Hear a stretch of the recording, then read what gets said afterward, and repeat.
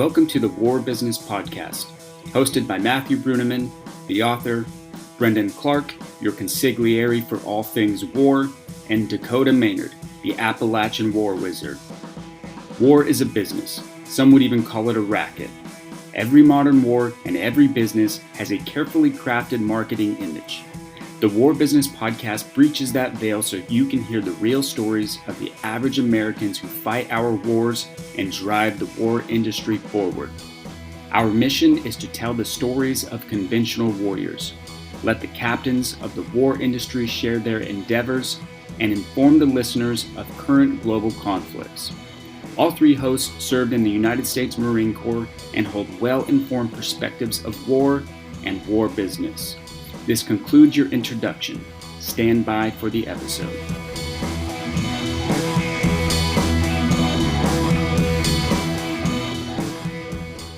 Welcome to the Appalachian War Wizard episode of the War Business Podcast. We're going to use the first few episodes to introduce the hosts to our listeners while we iron out some of the production process. As a quick aside, the three of us want to express gratitude to the unsung hero who makes this podcast possible, our producer, Lady Maynard. We couldn't or wouldn't do this without the relentless work you put in this podcast. Thank you for making this happen. This interview is going to be with the Appalachian War Wizard himself, Dakota Maynard. All right, buddy, before we start this off with what region of the country produces somebody like you, I have a question for you. Is it true that you ran away from the police in Hong Kong? Yes. Yeah, that's true. Why? So back when the Marine Corps in the United States was flexing nuts on China, we went to Hong Kong to kind of show that the Chinese wouldn't be able to take Hong Kong so easy. So the MEU went and parked in the bay of Hong Kong. So imagine 3 U.S. warships there, just as a libo port for us, but it was really a statement to China. And we hadn't been off ship for like 2 months. And so everybody was ready to go. So my buddy, I'll not say his name, found a girl in Hong Kong on Halloween. And there was literally hundreds of thousands of people partying in the streets. And so him and this girl we're doing things in front of a glass window at a bar when the police walked by. And then they tried to detain him. And then so we ran through the streets of Hong Kong back to ship. They sent you as a show of force to China? Yeah, hell yeah, they did. And then didn't China take Hong Kong? Yeah, because our politicians had no backbone. Yeah, that's the real story. But we were flexing nuts for a while. China not afraid of no MEU baby. Let's get the introduction out of the way. Dakota Maynard, former Sergeant of Marines in the Marine Corps, what, 4 years? 4 years, 2011 to 2015. Obviously combat engineer. That's how we know each other. And what units were you out of? Combat Assault Battalion and then 7th Engineer Support Battalion.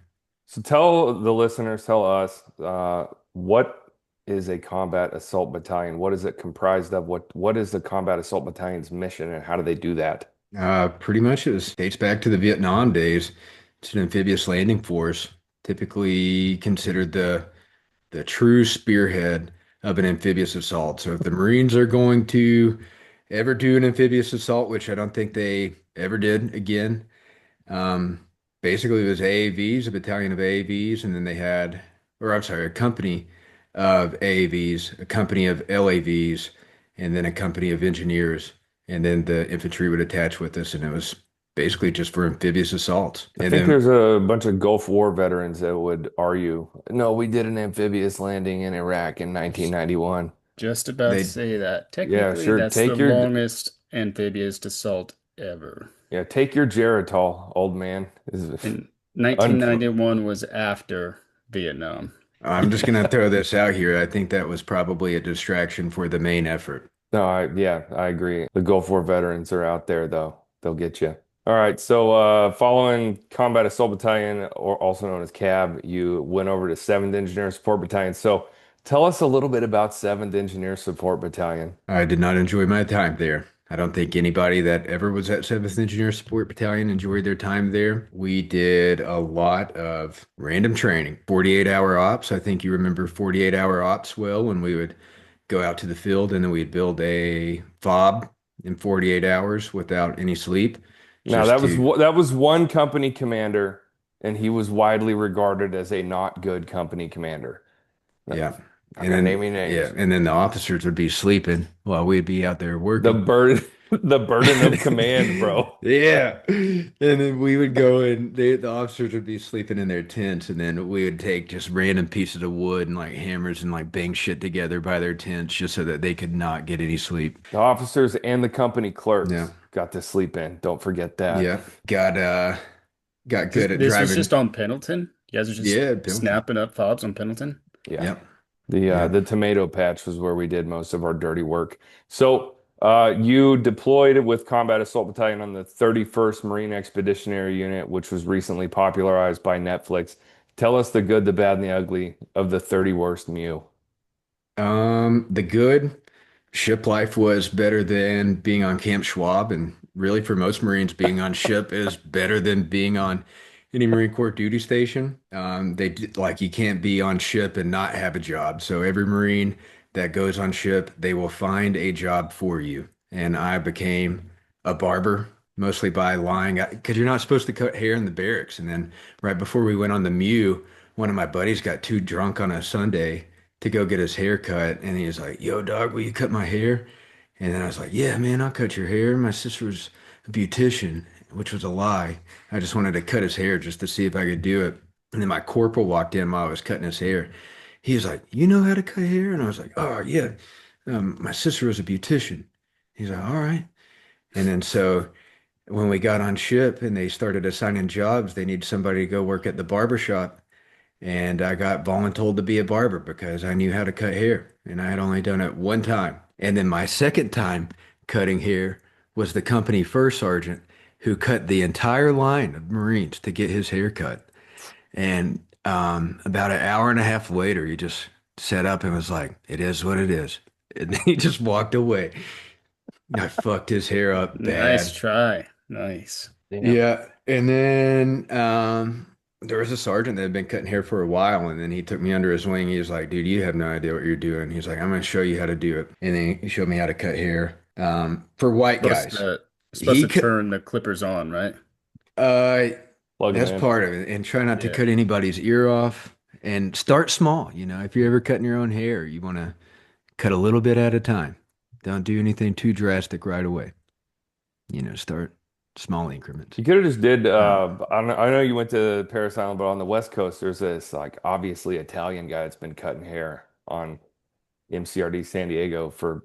I've asked people that went to boot camp in like the late '80s, and they're like, "Yeah, that Italian bastard was there," and he just peels your scalp, dude. He gives Dude, outpatient surgeries to recruits, bro. yeah, that guy's cut off thousands of moles, That guy no is doubt. yeah. an amateur dermatologist, sort of an enthusiast, really. Anyway, so on the MEU, you're cutting hair. That's your day to day as the ship is underway. Where do you guys go? What do you guys do? Like, what's good? What's really good with the MEU? This is a Pacific float, right?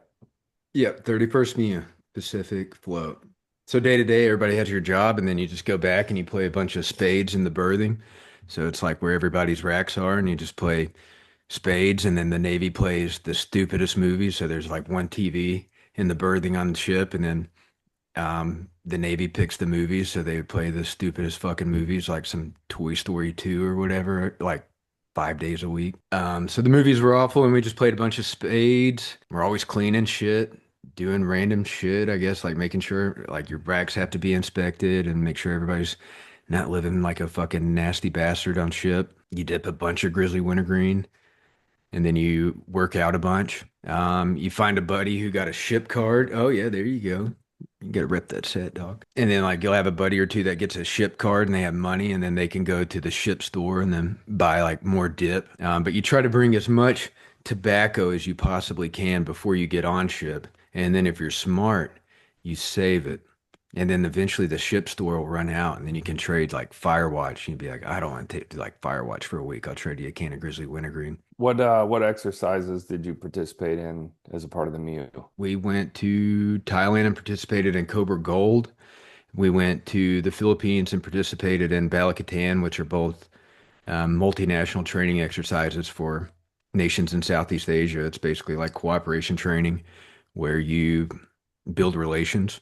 You train them on something, and as engineers, what we would do is we would train them how to find IEDs, landmines, and then we teach them about demolitions.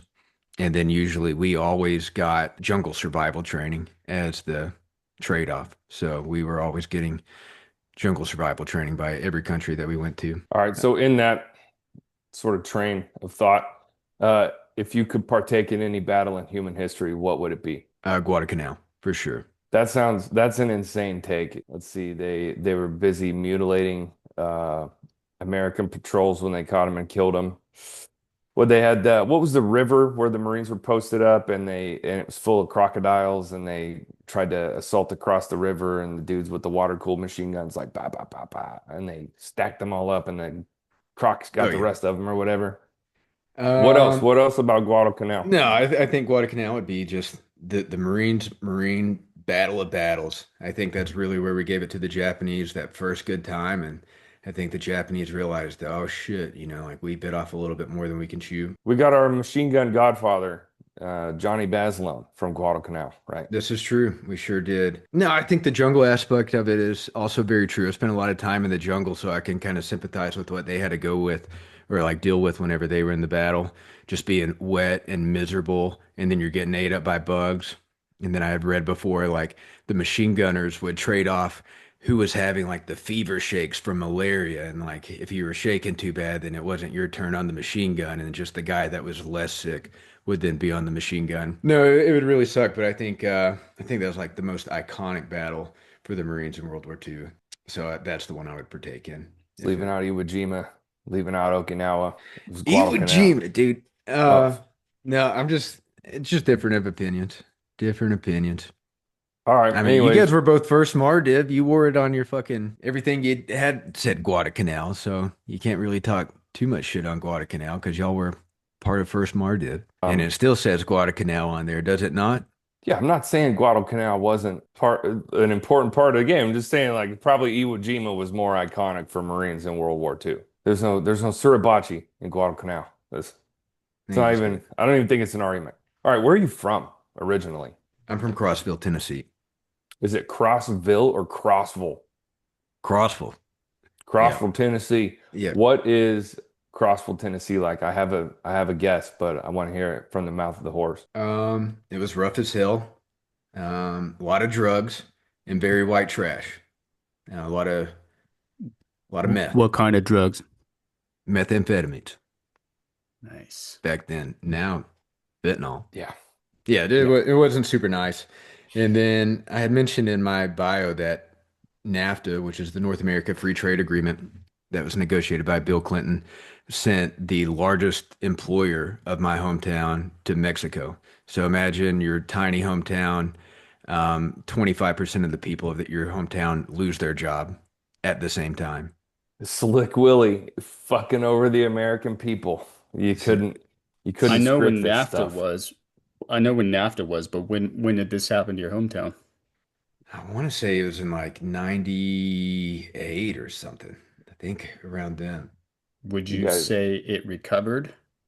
No, it never did. My mom, my stepdad, and my dad later on did make more money than that, but that was the highest paying job that my mom and stepdad ever had. And so when a surplus of workers floods that local economy, you don't have to pay good wages because everybody's just desperate for any type of income. Was that like lack of opportunity part of why you joined, or Yeah, 100%. sure? And then why I don't live in Crossville now. I mean, just to be honest with you, I mean, I'm not gonna talk trash on these people that have to deal with it, but like imagine the best paying job that you could find would be being a manager at Dollar General. Um, I wanted to seek a little bit of a better opportunity or move somewhere where there were more opportunities, and that's what I did. to be fair, many such cases, manager at Dollar General. So, you got family in Crossville, or was it just like you and your parents and stepdad? My whole family. So my mom's full family, and then my dad's side of the family, all from there. How big We're is all living. Crossville? Oh, back then, gosh, I want to say no more than 10,000 people back then, but I think now it's well over that. They have a Buc-ee's now. So Crossville has a Buc-ee's. It's right off Whoa. of I-40. And it's a happening place. So yeah, Crossville has a Chick-fil-A now. That was big time. We used to have to drive like 30 minutes to go to Chick-fil-A. And that was like a special treat. Like when you got to go to Chick-fil-A, you're like hyped. They got restaurants and stuff now. It's growing. They got a Rural King, which is a pretty happening spot. Well, out of your family, did any of your family serve in the Marine Corps or in the military? So I myself am a third generation Marine. My dad was a Marine, and then his dad was a Marine. And then when you start to expand on the family tree there, my great grandpa, he fought in World War II. My step grandpa was a POW in World War II. Good Then, times. yeah, yeah. Um, Little lesson of that I'll share. He said that everybody that smoked cigarettes as a prisoner of war ended up dying because they would trade off their food rations for cigarettes. And then over time, that nutrition that they deprived themselves of for cigarettes ended up being what killed them. Is he a POW Was in it? Europe? Yeah, he was a POW in Germany. He got captured in France and then he got taken to, um, what would that be? That would be Eastern Germany, not too far away from Frankfurt. I actually got to visit it a couple years ago and see the same barracks that he was in. And for the most part, the Americans, British, and French that were captured, they lived pretty well in the prisoner of war camp, so they got to stay in barracks. But the Russians had to sleep in holes, so that's what the Russian prisoners of war had to sleep in, and so a lot of them died at that prisoner of war camp. Biblically accurate Russian experience, dude. Yes, it is so true though.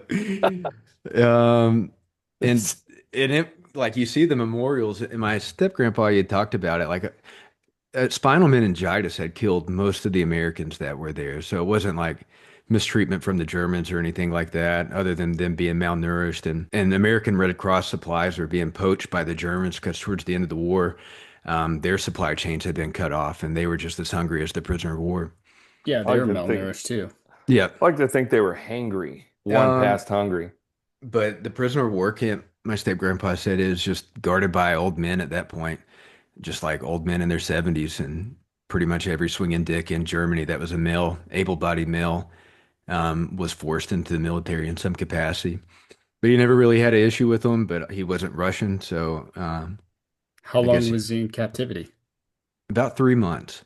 You say in captivity, it sounds like he's a fucking zoo animal. Like, how long was he Gosh. eating bananas and throwing shit at the window full of kids? You know, Bruneman's a German name, and Brunemann in German. And I think, Matt, what your great grandfather died in the camps too when he fell out of the guard tower, right? Something like that. Something back on All track. right. Oh, why did you join the Marine Corps? Hold on, let's go back. What did your dad and grandpa do in the Marine Corps? Valid. Quick. All right. My dad was a avionics electrician on A6 intruders on the. Nerd alert. I know, fucking air winger, big pussy. Woo, woo. Yeah, he was a avionics guy on A6 intruders on the USS Saratoga.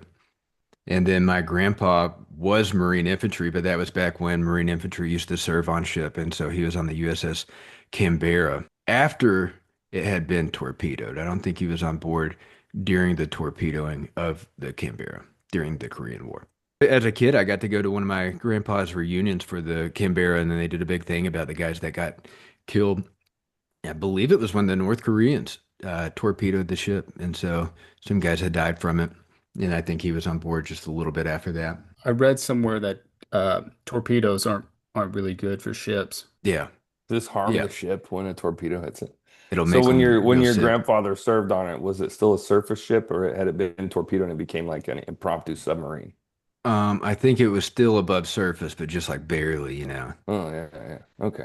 I'm sure it So had some scars. you have this family history. Is that why you joined the Marine Corps? Is that why you joined the service? I knew I was gonna be in the military from like a young kid on. I would ask my mom, I said, "Am I gonna be a German or am I gonna be a Marine?" Because I always thought German stuff from World War II was super cool, like Tiger tanks and MG 42s. No, yikes. Um, but I was just a big History Channel nerd as a kid, so I didn't watch cartoons or anything like that. I just watched History Channel a bunch, and back when I was a kid, you just saw a lot of old black and white stuff from World War II. I Yeah, think I yeah. really only watched the Zapruder film as a kid on replay a lot, but that back to you. It's a peace symbol, man. It looks cool. That's why I draw it on all my school books. I worked at a slaughterhouse too, so and I worked at Sonic in high school. Make a little extra pocket money. It's the most Marine Corps pipeline, dude. Yeah, me and my buddies, we'd go to the slaughterhouse and then we would work it intoxicated as high school students. We'd like go give blood, like the Red Cross would come to our high school and then you would donate blood and then we'd go get like 2 tall boys of Miller Lite and then like chug that at the slaughterhouse because if you give blood and then you drink a lot right afterwards, you get super drunk. And then it was like a night like that that we all decided that we were gonna join the military together, but unfortunately, all of them had already had felonies and could not could not join. But I had not received a felony, still have not. And when we all went to the recruiter's office, they all couldn't join, and then I ended up being the only one that was able to join. Initially, we were all going to join the Army, just Army infantry. And then the Marine Corps recruiter called me and he's like, hey, I saw you made a 68 on your ASVAB. You know, what are you planning on doing? I was like, I'm going to join the Army. And he's like, yeah, the Army's fucking lame. Don't join the Army. Join the Marine Corps. And I was like, okay. Yep. 68 on your ASVAB, you're in. Yeah. Yeah. It was pretty good for the Marine Corps. What'd you fucking nerds make? I don't want to hurt your feelings. Like, Yeah, just say it. Just say it. You had the same job as me. So it doesn't, it ain't like it mattered. no, you came in the how we got there is the different story because I came in on a option contract and it was for like higher ASVAB scores. And so I wound up as a radio repairman, like an electronics technician, Yeah, some nerd out of the shit. gate. It All right, was, what'd dude. you make on the answer the question? Dog, I made it 89. 89. Yeah. Sorry, pal. Dang. Um, All right, Matt, Matt, lay it on us, Brainiac. What'd you send it, make? buddy. 78. Hell Whoa! yeah. Matt was eligible for a TS clearance, though. So he got a little bit of a pat on the back from Uncle Sammy there. How many questions were on your ASVAB? A whole bunch of them. I drank Red Bull before I went and did it, and I did good on like the mechanical part. I have no idea. I took it 20 years ago. I had no clue. Yeah, all I remember from taking the ASVAB was because we were taking it at school during school hours. There was a section that we didn't have to complete. I don't know what section it was, but we didn't do it, didn't fill it out. But it got me out of first period, so and blown up a few times, so it worked out. Yeah. We got bagels. I think we got bagels and maybe like an extra period off. Like maybe we took it during first period and got second period off or something. But the bagels was like selling point for me. Our producer made like a fucking 96. On the Yeah. German Another ASVAB? nerd alert. I Woo! know, I know. She Jeez. had her shit together. The Air Get Force like a wanted her real bad. So did the Navy. They were like, Navy was like, come do nuclear shit for us. All right, so you went from Army infantry to Marine combat engineer. How come you didn't go infantry? Um, because it made my mom very sad. I wanted to be a Marine, and she did her very best to make me want to join any other branch, as probably a good mother should. And then, so I was 17 years old at the time, and I was like, I'm going to join the Marine Corps. I want to do infantry. She's like, I'm not signing if you're going to do infantry. And she's like, you need to learn how to do a skill. That way, when you get out, then you know how to do something after the Marine Corps. And I was like, okay, then maybe I'll be a heavy equipment operator or something like that. And then so I signed up on the construction and utilities contract, which I think I hit the lottery as far as being a combat engineer off that contract is probably the best job you could have. Worst job being bulk fueler. Oh, Hey, they're cool dudes though. They're cool dudes, but y'all are lying by saying you're engineers. I know what you're up to. You ain't no Yeah, engineers. utilities nerds are pulling our legs. Oh, engineers up. Like, all right, Yeah. buddy. All Yeah. right, buddy. You're a You're a reefer water mechanic. dog. Yeah. Take it easy. You're a Let's water dog. Let's not, you ain't no engineer. let's don't kick our coverage utilities MOSs. So you got combat engineer. We already kind of touched on this. You go boot camp and then MCT. Anything stick out in your mind from MCT? Um, Nothing too much. I thought it was a lot of fun. I think everybody else hated life, but I kind of like just shooting guns and shit. And I thought it was a good time. I thought the running everywhere part of it was I thought that was kind of extra. Where they like run and you gotta like run to the chow hall and get in line. I thought that was it's like you guys, Yep. this is like heavily derivative of Ranger School, is Yeah, what my thoughts were. I'll share one story about MCT. So I'm sure it was like this on West Coast too, but there's porta shitters. Um, we had we had some females. So the females went to MCT on the East Coast too, which is at was it Camp Geiger, right? Geiger Tigers, bro. Geiger Tiger, yeah. And so the people that would clean the porta shitters would not clean it if there was trash in there. I guess it would like fuck up their machines or whatever. They have there's a tube and then it has a screen, like a mesh screen Yeah. before it gets to the holding tank. And so all the ideally like MRE trash gets caught against the mesh screen and it'll clog up the tube. That's why, but go on. Yeah. And then so every morning, two Marines got voluntold to have to dig out the trash in the porta shitters, which there were not enough porta shitters for a Marine. So the shit and piss would be heaping out of the rim, and you'd basically just be shitting on a top like a on shitting on top of a mountain of shit.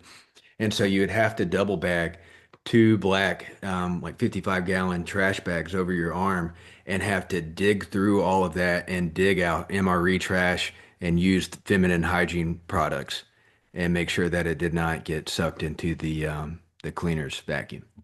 And so I went to boot camp in the summertime where it was hot as fuck, but then I was at MCT during the wintertime and it was cold. And I remember it would be so cold and then you'd be digging around in all that shit and piss and it would be really hot while you're in there. And then you could like feel like what was not a turd, you'd be like, what is that? And you like pull it out and it's like a Skittles wrapper. And you're like, God damn it. Quit fucking throwing your MRE trash in here. Trying not to barf. Sorry. Just having mental images of a Mount Suribachi of shit in it. Y'all know It's what like I'm talking it's about, dude, though. yeah, it's like 5 porta shitters to like 500 boot Marines. And MRE shits too. So everybody's just Ugh. taking just gargantuan shits because each MRE is like what, 3,000 calories? You're eating like three a day. Yeah, dude. Yeah. I think they're between like 1,750 and 3,000 calories a piece, depends on what menu you get. That's just heinous, man. That's like you should get a VA rating for that. Not Right. service connected. Yeah. So MCT, Mount Shitabachi. Then you went to engineer school in what camp? Lejeune over on Courthouse Bay. So tell us something interesting about your tenure in Courthouse Bay.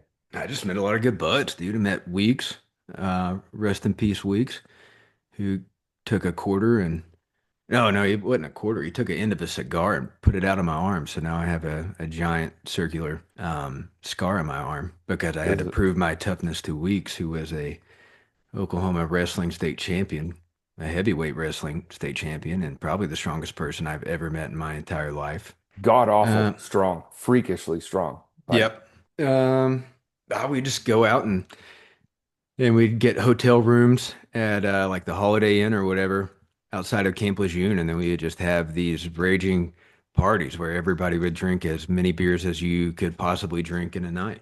Um, and then we do it all over again every week. And eventually they would go on to ban Marines from renting hotel rooms there, but good times. Join the Yeah. Marine Corps, learn a life skill. How fast can you shotgun a beer? Dangerously fast. I've seen it. Oh, It's yeah, true. okay. Yeah. All right, engineer school, graduate. Well, you get 3 days of leave or something before you go to Okinawa. Yeah, it wasn't much. I think I got maybe a week. So I went back home to Crossville, hung out with family for a little bit, um, consumed as much alcohol as I possibly could with all my buddies who were also using hard drugs at the same time. So it was kind of like I would just be sitting over there having a normal time drinking a beer, and everybody would be doing the hardest drugs possible. And then by the time I got back, it had gone full circle where they were already in rehab and had multiple children and divorces. Don't do hard drugs, people. It doesn't work out. What was your first impression when you got to Okinawa? How was that? What the first week you're there when you're like in the receiving platoon or whatever? Did you guys do Uh, that on Foster? Yeah, we did it on Foster, so we did receiving there. Um, I thought it was okay. I thought that was good. Foster had everything. It was a nice base for the most part. Had everything you wanted. Had a nice PX. Had a Taco Bell, which is my favorite restaurant. So just try to consume as much Taco Bell as possible. Good chow hall.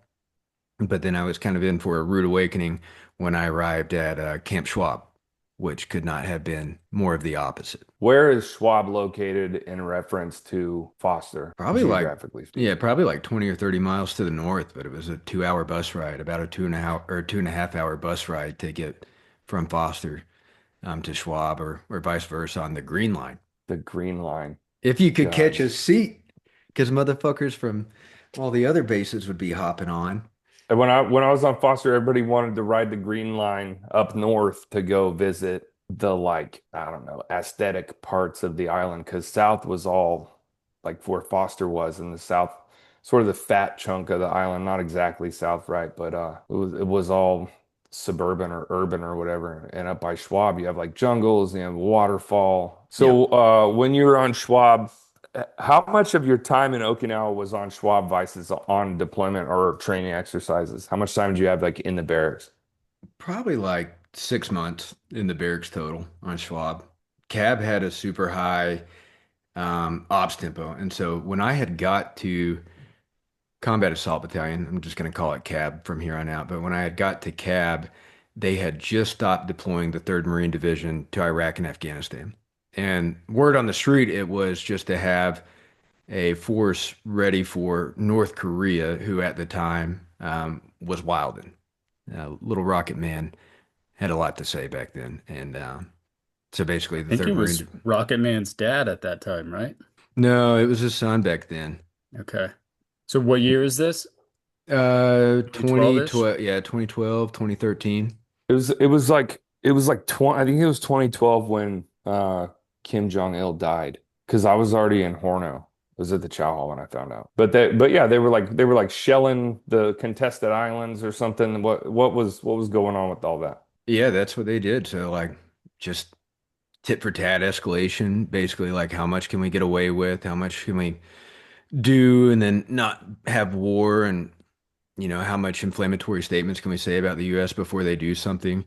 And then so Combat Assault Battalion being an amphibious assault battalion, um, the main one for 3rd Marine Division, that's kind of what we trained for the whole time was North Korea. That was the main focus of Combat Assault Battalion, who was disbanded eventually, I believe, in 2016. So it wasn't like CAB lived on forever and is still a happy, thriving battalion in the Marine Corps. It's no longer a thing.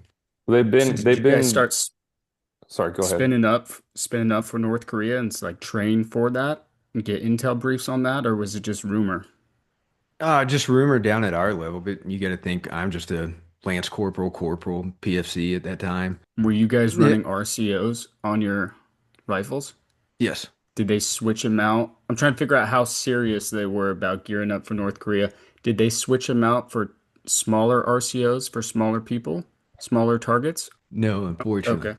Yeah. You'd lose the tiny North Korean in that big reticle. Yeah, you cover him up with the whole chevron and the leg in the middle. So Matt, for your reference, when you're in Okinawa, they it's constantly like North Korea. They get like every first sergeant major will talk to those Marines of his or hers and be like, Well, "We're the keystone of the Pacific. If North Korea steps off, we're freaking on the boat. Like we have to also defend Taiwan from the Chinese and yeah, the keystone to the Pacific." I'm gonna get that tattooed because of how many times I heard that in Japan. When I was there, it was non-deployable. I was like, "Good luck, y'all." Like, hey, hope on you can the hold your breath intel when that boat sinks, boy. on the intel side of things, it was always around that time, it was always North Korea is a matter of when, not if. It's gonna happen. It's gonna happen. Yeah, it was kind of what it felt like too. It was like North Korea, North Korea. But I mean, we didn't really have good internet or anything, so we were just kind of just living in the moment. Whatever happened, happened. We wouldn't have been upset if we had gone to North Korea. I think we were all kind of just eager to do something, shoot our rifles at something that moved for a change. But it just never happened. Fortunately, I think that's probably a good thing. When did you leave Schwab and head to 7th? In January of 2014. I never got the chance to talk to a career planner, unfortunately, because I had to go to 29 Palms for ITX to fill in for um, basically a mistake that happened. And so their guys couldn't go, and then they needed corporals. And then I had to take over a squad of Marines from a corporal that I had recently gotten to a fist fight with. So all of his Marines who had tried to break down my barracks room door to kick my ass for kicking their corporal's ass, I was now in charge of those guys. And we went to 29 Palms when I should have talked to a career planner. And I missed the window of opportunity to talk to a career planner because I was in 29 Palms. And then while I was in 29 Palms, I got orders to 7th Engineer Support Battalion or 7th ESB. What was 7th ESB like? It was awful. Just full transparency. I thought it was some of the worst leadership I ever experienced in the Marine Corps. It was a lot of do as I say, not as I do. Not a lot of leadership by example. I thought life there was pretty miserable. We would do health and comfort inspections at least twice a month. So that's where every bit of your um, barracks room is inspected for weapons, or knives over 3 inches. I just didn't think it was very good. I don't know. I think leadership anywhere, any unit, no matter what unit you're with, leadership makes the difference of how Marines view that unit. And I just felt like I didn't have the best leadership. There were good folks still in that battalion, but I just thought leadership from up high just was kind of detached from the reality of the unit, and it wasn't like they spent any time talking to us to see the actual morale of the Marines that were in the unit. And so everybody pretty much saved life. I remember talking to Clark on the phone when he was at 7th, and he said that you guys could make donations to the Navy Marine Corps Relief Society in exchange for not having to carry weight in your packs on humps. That was after Dakota left. That was after I got busted down. I went up to it was after I came back from Australia and got busted down, is what it boils down to. And yeah, so we had got a new battalion commander who constantly compared the battalion to the Green Bay Packers. She told all the time, she like, you know, we have like a battalion urinalysis and like 37 dudes would pop hot. And we had a big battalion formation one time about this. And she's like, you guys are like the professional NFL players of the military, okay? You think that my Green Bay Packers back home, you think that they're all doing drugs? And I'm like, in the formation, like, yeah, I fucking do. I'm pretty sure they're all probably stoned right now. The dudes in the NFL, yeah, they're also eating painkillers before every game and just they're complete degenerates. So please, like, hold your comparisons because also Bulk Fuel Company you can't finish a fucking PFT. So do not compare them to athletes. Like, please, come on. It was whenever they do the Navy Marine Corps Relief Society drive, whatever the time of year that is, and they're like, if you donate, you know, like 25 bucks or whatever, you don't have to carry, you don't have to put all your gear list in your pack and hump it. I think maybe you could hump without a pack and just with your weapon or something like that. But uh, there were several of us that had taken issue with that from the top. Like the battalion executive officer was pissed off about that with good reason, you know. I'm sure things have changed over time, but Mm, mm. who knows? Who knows? I don't know. It just felt like a phony Marine Corps. Like when you go from a unit like CAB, and then you got to think too, like Okinawa is flexing nuts to the world. Like we got a division of Marines right next to Taiwan, right next to China, right next to North Korea. So I felt like Third Mardiv for the most part was the real Marine Corps, and there was no escape. So you couldn't just run home to mama when somebody whooped your ass in the barracks or whatever. Like you had to live the real Marine Corps every day. And then you had Camp Pendleton where folks would go home for the weekend, which I thought was wild. You know, like guys from California could just go home whenever they wanted to. Hey, what's Uh, up?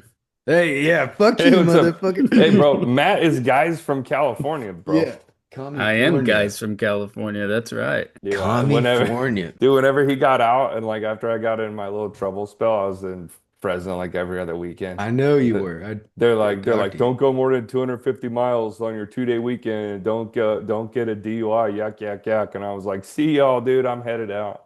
Yeah, Um, that's where you have the good fun. They told us one time, don't go to Bangkok or we will NJP you. And we went to Bangkok and it was the time of our fucking lives. absolutely sure it was. Let's talk about the differences between cab and seventh in terms of like camaraderie with the absolute lads. So what was your group of friends in Schwab, and what was your group of friends in seventh, and what was similar, what was different? How did you feel about like your inclusion in those units? Yeah, I would say cab, everybody felt like your brother. So they really felt like family. You might not like somebody. I mean, I had guys that whooped my ass. I mean, beat my ass twice in the same night. Gave me permanent cauliflower ear for talking shit. But like they were still my brothers, it felt like family because that's all you had there was just each other. And then seventh, I found some brothers. I thought I did, but it wasn't the whole unit. It felt like things were a little bit more clicky. You had to be in the right cliques or whatever. You couldn't really mingle with everybody else as easy. But It's like, it's just such an enormous unit is yeah, what part of that is. Like in the mission set from one end of seventh engineers to the other end of seventh engineers, like you got like Bridge Company, they're on a whole nother planet. And then you got the rest of your engineers and they're trying to be useful engineers. And then you have like bulk fuel, like welding, motor T company. It's like a schizophrenic mission set for a unit that size. And so there's no bottom line mission that everybody has to meet, right? Everybody's doing something different. It makes it hard. I felt the same leaving 1st Battalion, 1st Marines and going to 7th Engineers. It's like these people are yeah, not, this is not the same at all. yeah. I don't know But what we happened. It's just we different had some good cultures. times. We had some good times. We Yeah, did some dove hunts. We did some shenanigans on base.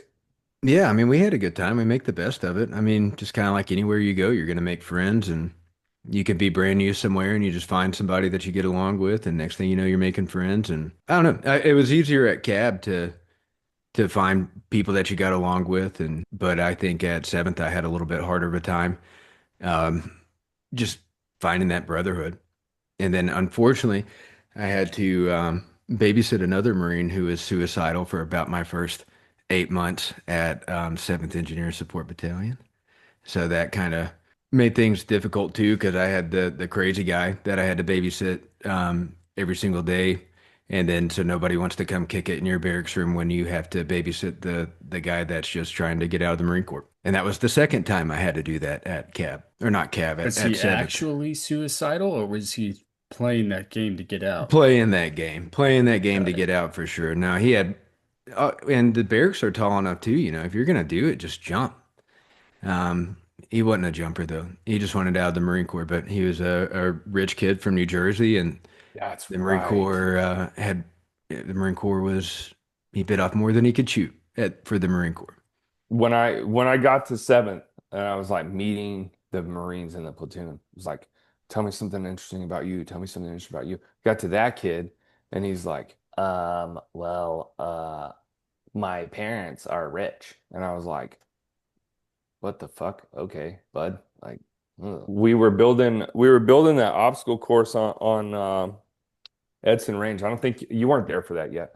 We were building an obstacle course on Edson Range, and I had to like leave, I had to leave like a squad that I had putting up Tanglefoot or whatever for the recruits to knock their teeth out with and stuff, and like take him to mental health, and then sit there in the truck and wait till he was done, crying to some therapist about how the barracks is hard to live in or whatever. Yeah, bro, everybody has a mini fridge. Get over it. Who did you like at cab? Who did you like at seventh? Who were you palling around with at cab, and what were y'all getting up to? Yeah, I got to at cab. I got to give a shout out to my boy Gray, and then my boy Pulis. Um, just good buds. Gray, we didn't go to boot camp to get together, but he was in a platoon in the same company, and then we went to MCT together, and then we went to engineer school together. Roommates from the very beginning. Me and him just had like a hard working mind or mentality, and he was from Alabama, and then I was from Tennessee, and we're just redneck ass kids just getting along. And then Poulos, he was different. I mentioned earlier I got my ass whooped so bad twice in that one night. Anyway, they thought my roommate was going to kill me that night. And I was in not good shape and I was bleeding everywhere. And so he let me crash in his room that night, and me and him were just buddies ever since. And me and him got along over college football. He was a big Rutgers University fan and Penn State fan. And then I was a big Tennessee Vols fan at that time. And me and him had just talked football a bunch. And he was just a good dude, good peoples. And then at seventh, another buddy from Cab, he ended up going to seventh. Bill, big corn-fed fella from Iowa, another wrestling guy, just hard working, good dude. Obviously, you, Clark, me and you got along. Always just talking shit about whose state was better. You'd always be saying Oklahoma's the best state. I'd be like, nah, Tennessee is. Yeah, where do you live now? Uh, Oklahoma. It Mark that. it Put that comes on the full scoreboard. circle. Yeah, Put it that on the comes full fucking circle. scoreboard. Put that on the scoreboard. Just because I love tornadoes a whole bunch. And then Sanchez too, another good buddy of mine and Brendan's from Seventh Engineer Support Battalion. Sanchez was just good people. Love fat girls. Sanchez, wow, he's when it comes, good My, grief. I have never seen anybody love bigger women, the biggest women. That was Sanchez's thing, and dude, he's just a good dude, all in all. Had my back a bunch of times. Good, hardworking guy. Good engineer. Yeah, max effort. Knowledgeable as hell. Yeah. Knowledgeable ass engineer. So, speaking of that, what are some of the tenets of being a combat engineer that you enjoyed the most? It's a pretty broad job, so there's a lot of things to choose from. Oh, I'm gonna guess not bridging. I'm gonna say bridging is probably one that you didn't like. I didn't mind bridging. I That's hated where it. Oh God, I hated it. the Marine or the men are separated from the boys in bridging because like the lightest piece is what, like 300 something pounds. Well, I hated it. I didn't mind it in engineer school, because you could like be mean to the kids that couldn't put out to move the bridge pieces, right? But in at seventh, like God forbid you be like pull your fucking weight, because then some first sergeant's gonna be like, don't yell at her or whatever. Yeah, I don't know. I say everything about the job. I mean, doing the construction part, what you would consider marine construction is just expedient construction. So it's not flashy, but it gets the job done for not a long time, but it's good enough. Marines will make it work. There's two trains of thought on that camp. There's two sides to that coin. We built that SWA hut for EOD in like 2013 or 14. And it was only gonna last, 8, 10, 12 months. And it was there in 2017 when I left. Yeah, I Googled Earth it recently and it's not there anymore. RIP. But I like the construction part. I thought that was fun. We dabbled in all sorts of things. I learned to wear gloves with a jackhammer because in about 30 seconds you'll eat all the skin off of your hands. It was a learning experience. Loved the demolitions part. I thought demo was a ton of fun. C4, TNT, dynamite, Bangalores, cratering charges, shape charges, all the expedient demolitions that you make with C4 and TNT. Yeah, I just enjoyed that part a lot. Also, engineers too would shoot SMAs and in AT4s, so I enjoyed shooting rockets a bunch. My ears did not appreciate that because they're friggin' 3M Ear Pro. Whoever designed that put a hole through the whole damn thing. So it made all of us deaf, I'm sure. Why would they do that? Why I did don't they do know. that? And SMAs are fucking That's loud. the loudest thing. That's the loudest individual weapon system Matt, you ever in the shot a Marine Corps. small? Have you ever shot a Mm. small, Matt? Oh my All right. God, so So I loud. think the greatest kill you could possibly have as a Marine would be with the SMA spotting rifle. So the SMA, it's a, what is it? Shoulder fired multi-purpose assault weapon. Shoulder mounted or Shoulder yeah, mount. Yeah, shoulder mounted or shoulder whatever. fired. No, shoulder. No, you're right. Shoulder fired multi-purpose assault So weapon. it's a launcher. It's reusable. Each rocket is in a tube. And so at the top of the tube, there's rounds for your spotting rifle. So the SMA Comes is a with a little rocket launcher. magazine. Yeah. Like you open the thing up, and the very first thing is a magazine of tracers. Yeah, and I had a lug one around for too goddamn long. But anyway, so you have a spotting rifle on the side of your launcher, and then you load these spotting rounds up. Your A gunner does and racks it back for you, and then you fire your spotting rifle till you're on target, and it's tracer rounds. I think it's what a 9 mil round, crimped into something wild. Some There's like I don't know. There's like rumors about this. Allegedly, what I was told is that it's a like a 303 tracer with a 22 Magnum blank. And so that gives it the trajectory that mimics the trajectory of the small round. But also small rounds come in different flavors. So like the anti-armor one has a flatter trajectory than the dual mode one, like the squash head. So yeah. it's questionable. Yeah, but What it's actually made of is like up in the air. the SMAW and that the spotting rifle is just the fun. It's just so much fun to shoot. So is the SMAW. And the backblast of the SMAW. You do not want to stand behind a SMAW. And I actually saw a Marine one time get his ankle injured. I guess it broke his ankle or whatever from shooting the SMAW where the backblast sucked in like a huge dirt clod and like picked it up. I mean, like see this happen in slow motion and then like came and hit him right in the ankle. And you got to make sure your foot is tucked like to the side. You don't want your foot sticking out on that backblast because it'll probably blow your fucking foot off. It's rowdy. It's a rowdy gun. So shot a lot of SMAWs. I enjoyed that. Talked about demo. Loved doing demo. And then just general support of the infantry. So as an engineer, we attach the infantry all the time. Multiple different infantry units. And I just thought that was a blast. So whatever the infantry needed us to do, did that.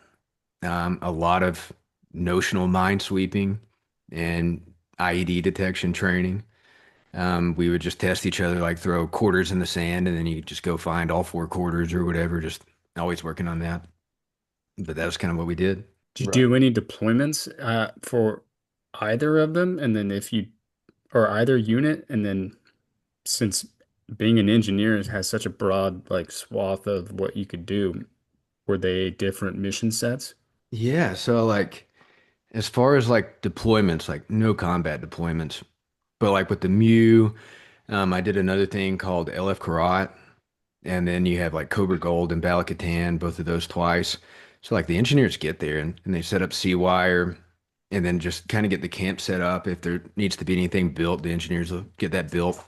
And then training. One second. Gotta let this bird dog out. Yeah, I don't remember us ever having engineers It'd be roll around flapping. with us putting up our tents and berthing or anything like that when we were at 1-1. When we the so like if we had as 1-1 like seized Kajaki, engineers do, I don't know, sort of the short term stuff. So like C-wire. we would have put up like triple standard C wire. We would have had HE with us to build like a berm behind that. The rest of it, like the tents and everything else, would have been it probably would have been incumbent on Bravo Company to put up the tents, but like the engineers it would have been engineers building out like putting the uh oh my God.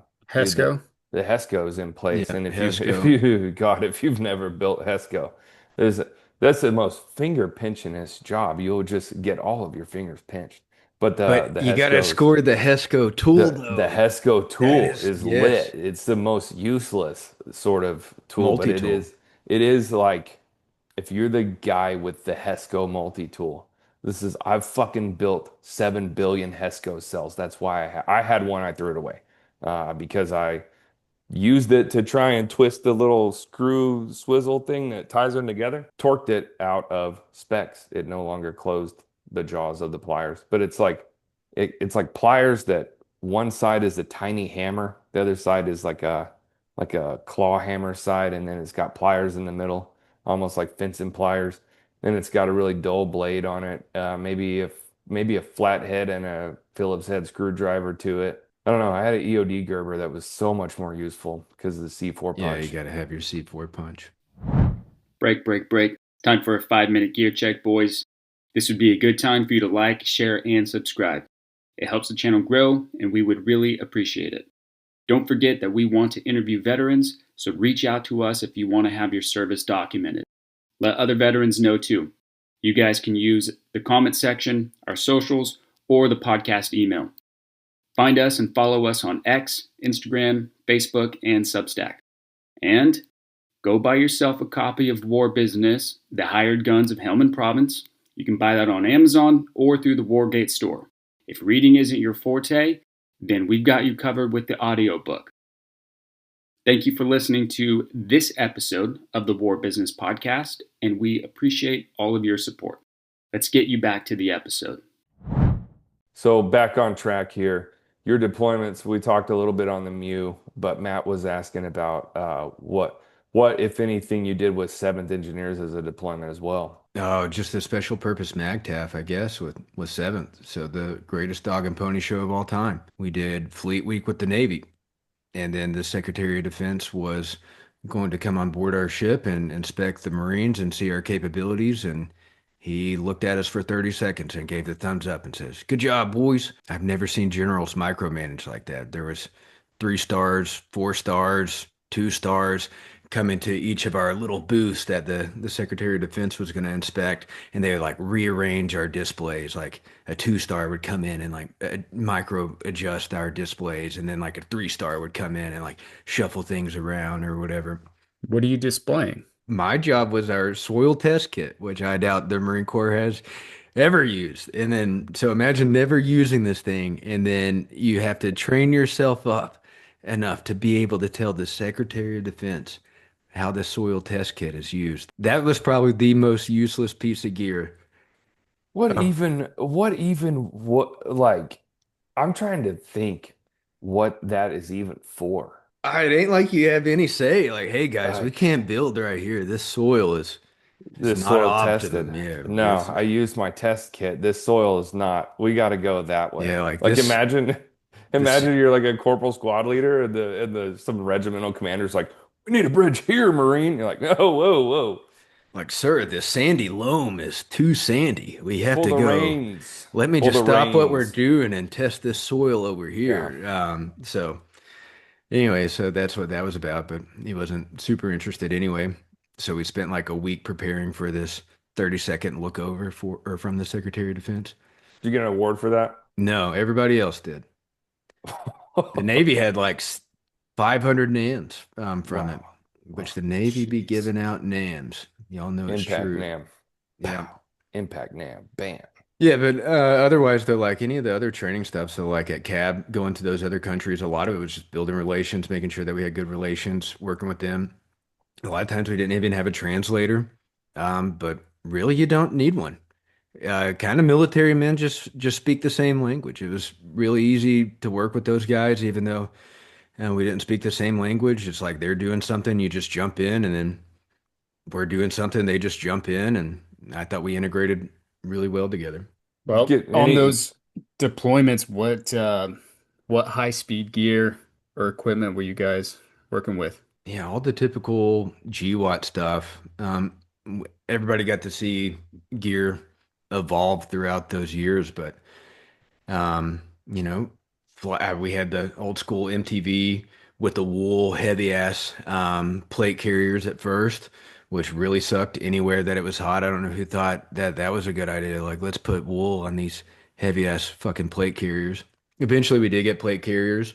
Just a typical Marine Corps Kevlar. I think eventually they came out with a lighter weight version of those, but our helmets were just the standard Marine Corps ones. M16A4 service rifles, SMAs. I mentioned those earlier.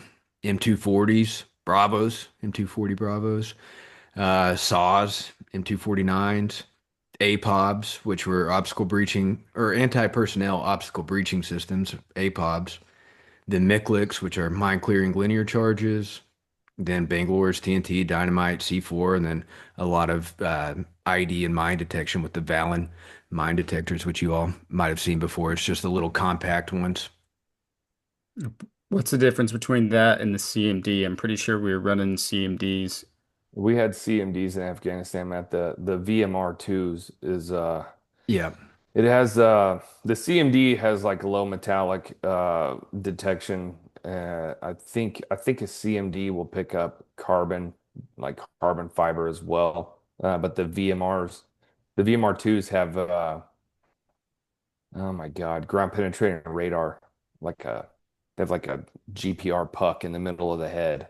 And so if it's like a no metallic device, the VMR2 would ideally pick that up, but they weigh like twice what a CMD weighs. They eat batteries like CMDs, like way more than CMDs. I think they probably cost like 5 times as much. So as much as you don't want to think like, oh, well, it's because it's too expensive.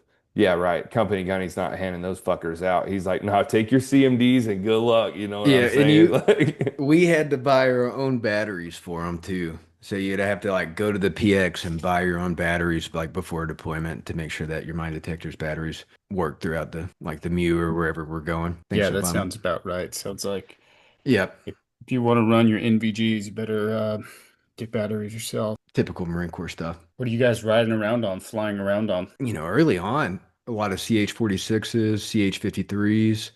Later on, the Ospreys became more prevalent. I think the Marine Corps has leaned into Ospreys pretty heavy since then. Um, by far the most confusing seatbelt of any helicopter has to be the Osprey because you get in it and it's like a 7 fucking point seatbelt and you're just really confused. You're like, what do What's I? the point of a seatbelt? You're gonna die in an Osprey Yeah, anyways. and they fucking fly them like they stole them. It's not a F-18, guys. Let's just not kill everybody. And then when they fucking tilt the rotors down, they're just going crazy in those things. And It's I, a it's a cultural problem. It's a cultural problem because when the CH-46s were employed, they said, "This is our helicopter." Now, and this is my little cousin that's on the Ospreys. He says this all the time, and I'm like, "No," but he's like, "The airplane." He keeps calling it the airplane. It ain't an airplane, big bro. It's a fucked up helicopter. Write that down. Yeah, and nobody's super pumped up in the Marine Corps to ride on Marine Corps helicopters. Because if you know the track record that the Marine Corps has with helicopters, I think more Marines have died from helicopter accidents in the last probably decade plus than any type of combat. So nobody's just really wanting to ride in helicopters, and we had to ride in a bunch of them. Riding around, we rode around in a lot of AAVs. I don't know if you all have ever rode around in an AAV, but that was Once. by far the worst vehicle ever produced for the military. They would have bad exhaust leaks on the inside. So it was quite common that folks sitting in the troop compartment would get carbon monoxide poisoning. It's good, right? Um, yeah, and then when you splash off and onto ship, they don't tell you how much water is going to come into the AAV. So you'll be riding around in the ocean or whatever, and then you're like up to your lap is submerged in seawater for hours while you go at 4 mile an hour to the beach. I believe it's 4 knots whenever you're in a boat. Yeah, 4 knots. And then they break down all the time. So then your AV might have to tow another AV and they just throw ropes. And then the crewmen get out and they hook up the ropes. And then now your AV goes 1 mile an hour while you're towing a broken down AV in the waves. So everybody's seasick as fuck and there's just puke everywhere. People are freaking out. Yeah, 0 out of 10 AVs. I'm glad that they're gone. I'm sure every Marine that's ever rode on AVs are glad that they're gone. I think the last, hoorah for the AAVs was when those Marines splashed off a ship and it drowned everybody because it just didn't resurface. And that's a part too. Like you drive off the ship and the AV goes underwater for just a little bit. And that's when the whole thing floods from the top hatches where the troops can get out and shoot. And then it just didn't resurface. It's also, I think, a 60-ton vehicle that floats. Right? Is it 60 or 40 tons? I don't think it's 60. I don't know. Let me It's look. a fucking heavy bastard. It had no business ever floating. I only rolled around in the AAVs during E&V, so it's just 26.4 tons. Sorry. Okay. so it's just AAVs in the Mojave Desert. So I don't know what an AAV in the waters is like, but an AAV in the desert sucks. Yes. To be Yeah. fair, in 29 Palms, there's just not like a good option. Like if you're an ASVAB waiver going into the Marine Corps, so you did not score high enough on your ASVAB to get a real job in the Marine Corps, you may find out that you are going to be an AAV crewman. So you take the worst vehicle with the worst Marines and just the dumbest Marines. I mean, good guys, no doubt, good guys, but just that's your AAV experience right there in the Marine Corps. No AC, nothing like that. Hot as fuck, loud as fuck. Just the most miserable vehicle that the Marine Corps could put you in. Our 2-day ops company commander was a Mustang, and he was an AAV crewman when he was an enlisted man. Without naming any names, he probably won't hear this ever. Or if he does, you know who you are. Yeah. 0 out of 10. What Yeah. the fuck were you thinking, bro? What did they replace that with? Some fancy looking thing. I think it's like I a thought the Marine Corps got rid of most of the amphibious assault battalions. Now the yeah, they Army's did. doing that. They were looking at, I think it was called an AFV, an amphibious fighting vehicle, because we got to come up with fucking buzzy acronyms. But I don't think that they went through with that. I think that it's something else now, and it's It's like a basically, striker, pretty much. yeah, it's like if a LAV and a striker had like a butt baby. So Probably better. It couldn't be any worse. Whatever they came up with could not be any worse. All right. Well, I guess we'll wrap up your service. What any notable awards while you were in? Um, yeah, I Silver got a Star? nope, no silver star here. I got a SIRCOM, which would be my highest personal achievement. Never could get a NAM. The Marine Corps does not hand out NAMs unless you hand out bikes at a charity event or something like that. I Yep. know one of my buddies got he was a MP. He got a NAM for escorting Animal Planet around like the dog cages. Yeah, it's either, you were a war hero or you did something so fucking stupid that you get a NAM for it. I also know on my first deployment a staff sergeant that got a Bronze Star for making sure the generators were maintained and fueled. are you shitting A me? a Bronze Star. Yeah. Hello, a Bronze Star freaking holdout right here, dude. Damn. Anyways, so you got your Unreal. CERCOM. What'd you get the Yeah, CERCOM for? I used the Mark 152 remote firing device in 29 Palms to do like set off 20 different Bangalores. And most Marines just fuck it up because it's easy to fuck up, but not if you read the instructions. So I read the instructions and I spent all night shocking myself with a Mark 152 remote firing device holding the like the detonators where you prime in on electrical blasting caps. And I just made sure that I knew how to do it. So I spent all night the night before just making sure I could shock myself with that thing. Roll out in the morning time, set up our 20 Bangalores and blew it up, and everybody was super impressed. Enough that some major gave me a Surcom for it. You think So like you think like if you had like a hamster or like a guinea pig or something and it had a little guinea pig heart attack, you could use a Mark 152 to bring it back? I'd like to think so. I mean, like you personally, because me, I've Mark 152s might as well have been fucking magic. So like I, Yep. I'd be in a bad place. No, I got a lot of experience at cab. We would do like these shots with them with deck cord and smoke grenades, and we'd blow the what do you call it, the fuse off of smoke grenades with those Mark 152s, and it'd be like, okay, you'd have to call it out, and you're gonna be like, all right, I'm gonna blow up yellow smoke, and then you'd have to roll to your freak, and then blow up the right smoke grenade with the Mark 152. So I got a lot of training with it at cab, and then went to 29 Palms and had to put up or shut up. And after they had talked so much shit about the engineers, we proved them wrong. We did a good job. And then I got a CERCOM for it, which is just a cool piece of paper. So it gets you absolutely nothing. But I was pretty proud of that, but not as proud as my good conduct medal. So I got my good conduct medal for never getting caught. And that I think is what I'm most proud of. How many Marines do you think actually deserve a good cookie? Of those who get them, how many actually deserve it? Less than 1%. Yeah, Easy. absolutely. Yeah. Oh, Absolutely. the enlisted are rowdy. Um, and so you basically just get it for not getting caught, but I would say less than 1%. Every once in a while, you just have a really good Christian fella who didn't do anything bad, but that's so rare.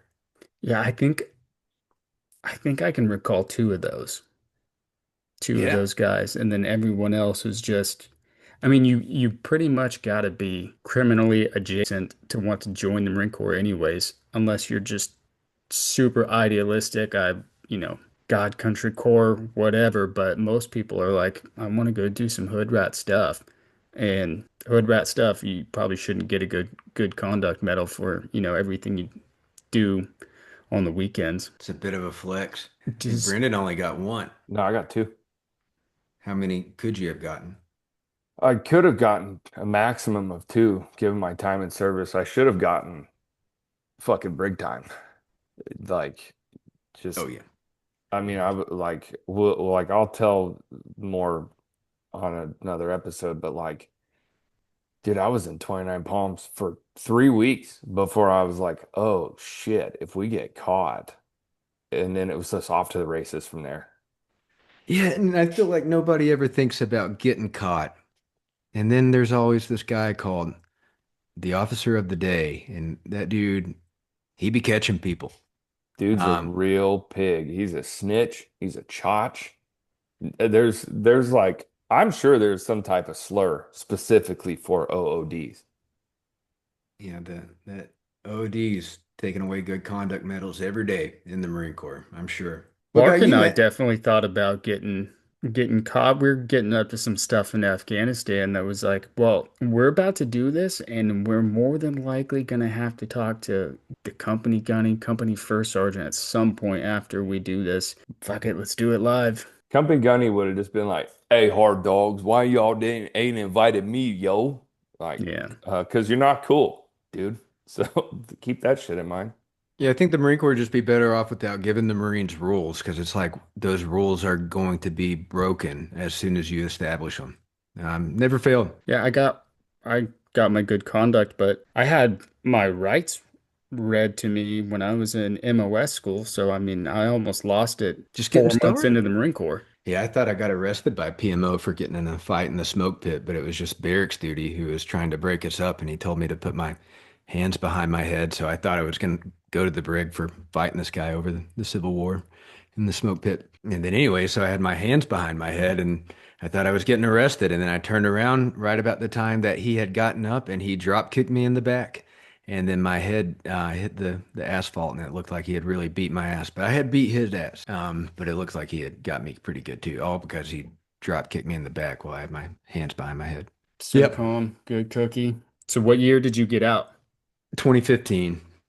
And was this, I mean, how do you feel about being forced out because of don't ask, don't tell? Great joke. Great joke. Yeah, I mean they kicked me out. I told them, and they got rid of me. Now they repelled Don't Ask, Don't Tell while I was in.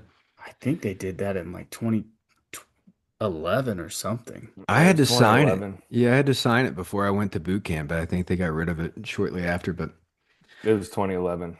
They yeah, it was a big it was a huge topic of contention in a non-deployable unit with we had members of the band and combat camera in my battalion. And so they were like, "We're just the same as the rest of you guys. We're Marines too." And we're like, "Just sign the fucking page 11 saying you acknowledge it was repealed." That's a good JD Vance impression, bud. oh shit. Combat camera. Damn, got him, boys. Got him. Got him. Can't hide. That But MLS says everything. why why didn't you stay in? I fucking hated 7th Engineer Support Battalion. I thought it was the worst unit. And so the Marine Corps didn't offer me any type of reenlistment incentive. I really wanted to go to Army Sapper School. The Marine Corps sends around 10 Marine combat engineers to Army Sapper School. I thought I was a shit hot Marine. I had good scores and everything. I was doing good. Wasn't an option. No change of duty station, no reenlistment bonus, and I was going to have to stay at 7th ESB for 3 more years. So I was like, all right, I'm going to get out. That's my options. Then I'm gone. So no regrets about that. I got out and lived happily ever after, pretty much. All right, all right. Well, I guess you didn't have a plan. Did you have a plan before you got out? Yeah, my only plan is I just wanted to be a storm chaser. So I used to drink a lot of beer in the barracks, and we didn't have internet. So I went to the Air Force PX and got this Discovery Channel DVD called Storm Chasers, and we would just drink a bunch of beer and watch guys in Oklahoma chase storms. And so when I got out, I just wanted to be a storm chaser, and that was pretty much my only plan. And I was going to go to college, but I just wanted to chase storms. I didn't really care what my major was. But yeah, that was the plan. Just be a storm chaser. It sounds, I mean, I don't know, sounds like a pretty low bar. Like, and I don't mean that in a bad way. I mean, pretty easily achievable if, you're trying not to hate your life. So that's good. Were you one of those guys that was digging a foxhole in your front yard in your underwear, or was transitioning out pretty easy for you? Yeah, I didn't have a front yard to dig in because I had to live in the lowest budget apartments afterwards. Money was hard, but other than that, I thought transition was pretty easy. I still kept up with like my physical fitness and other things. Kind of kept into like the Marine mentality for, and I still do, take care of your body, make good decisions. But I thought transition was pretty easy for the most part. And I didn't worry about making other folks happy. I just tried to make myself happy. I didn't care what other people thought of my stupid ideas or anything like that. I just focused on my own happiness.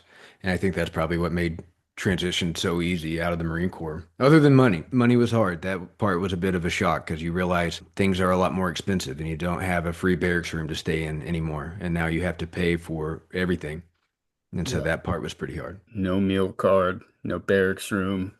Uh, the PX is all tax free. Yeah. I Yeah. tried to set myself up for success though before I got out. I tried to save up like as much money as I could, so I had like a little bit of a buffer. It wasn't like I got out and had no money. I'd been eating at the chow hall for like every meal possible for a year straight, saving every dollar that I could just to get ready to be out. So I think that probably helped. I wasn't so financially reliant on the Marine Corps. Well, what advice would you have given your earlier self before you got out? Yeah, don't go in as much debt. I think that part was pretty stupid. Like, yeah, I had no money, so I had a credit card, and then you're paying for groceries or repair bills or everything on credit, and then you're taking out loans. And I think I would just tell myself, don't go in as much debt, retard, because it's going to take you forever to pay off all of that debt. You talking about debt post service or debt while you're in? Both. Oh God. I mean, if you have debt while you're in, then you're super fucked when you get out. But especially post service, you can have firearms in your room.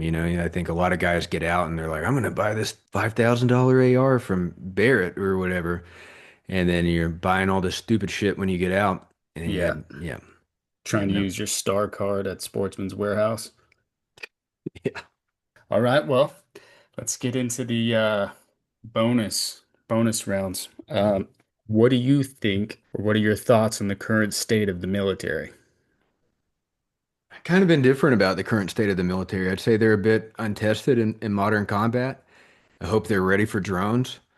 I hope that the military will be proactive, seeing any type of threats. But I don't think any different of the military than what I did when I was in. I think that the military does a good job just in general of making sure that their troops are ready for when it's time.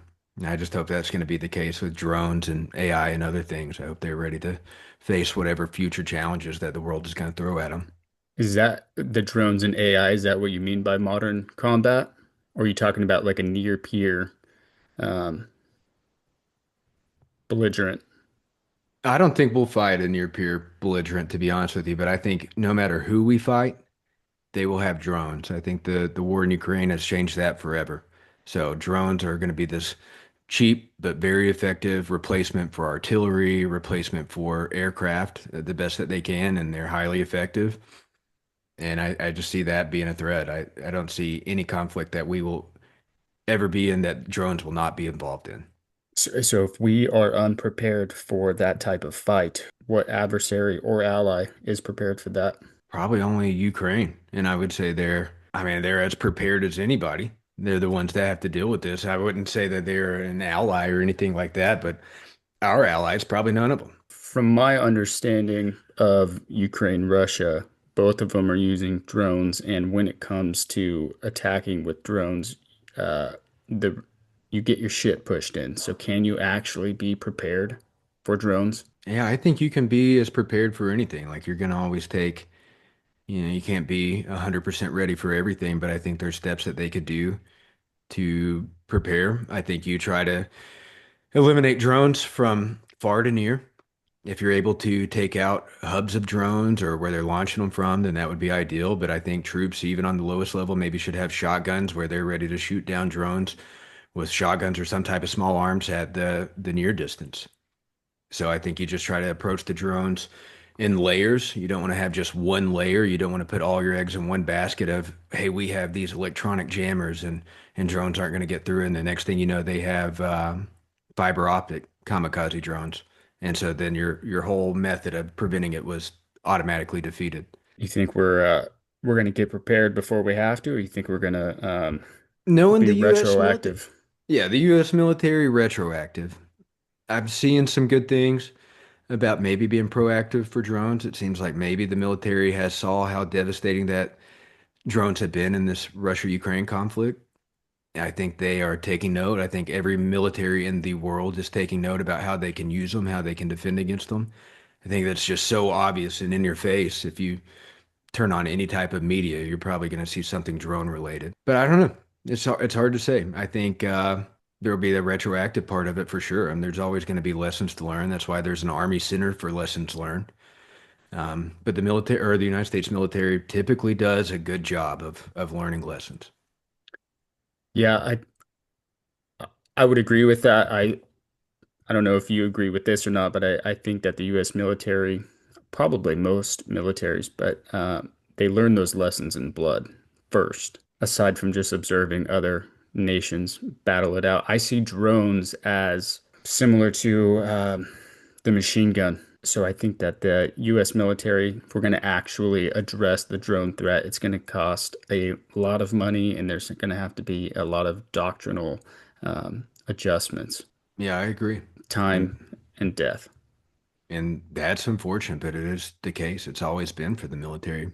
I think we've tried to do things proactively, but then you get in the mix of things and then you learn what the reality is, and then you have to adjust to reality and not some make-believe land that you're preparing for. Yeah, I mean, nobody thought prior to September 2001, nobody thought that the next 20-year conflict was going to be against caveman. No, and drones are basically the new IEDs. So I think it took the military a while to prepare. I mean, when you have all of your chips in one basket for Humvees, for example, a flat bottom vehicle, most of them not up armored at the beginning of the war, and now you encounter IEDs.